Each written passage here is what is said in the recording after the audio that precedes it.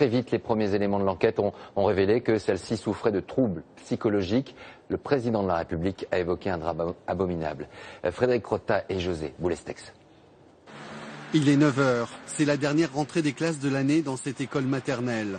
Soudain, sous les yeux des enfants de grande section, une mère de famille poignarde l'enseignante de 34 ans au thorax.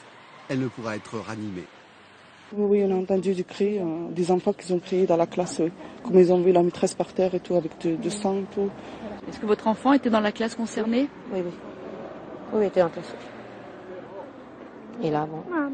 Oui, on va y aller. Voilà. Vous avez pu discuter avec elle? Elle vous parle? Elle ne veut pas en parler? Comment ça se passe? Elle ne veut pas en parler. Elle veut pas en parler. L'un des enfants de la meurtrière était scolarisé dans l'école, mais les deux femmes n'avaient apparemment aucun différend. Arrêtée à son domicile, la mère de famille souffrirait de troubles psychiatriques importants.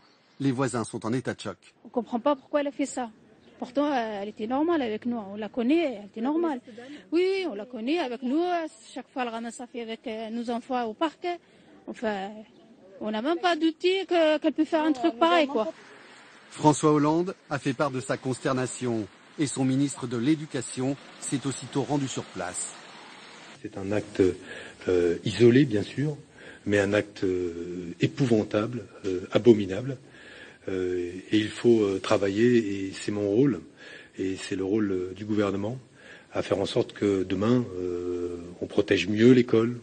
La victime, à qui certains parents ont rendu hommage, laisse un mari et deux petites filles. Quant à la mère de famille, âgée de 47 ans, elle sera internée d'office en hôpital psychiatrique. On le retrouve en direct d'Albi, notre envoyé spécial. Bonsoir Anne-Claire. Très vite, une cellule psychologique a été mise en place afin de soutenir les enfants qui ont assisté à ce drame. Absolument Laurent, car la priorité ici c'est de prendre en charge dès maintenant ces enfants qui ont tout vu et dont les plus âgés n'ont que 6 ans.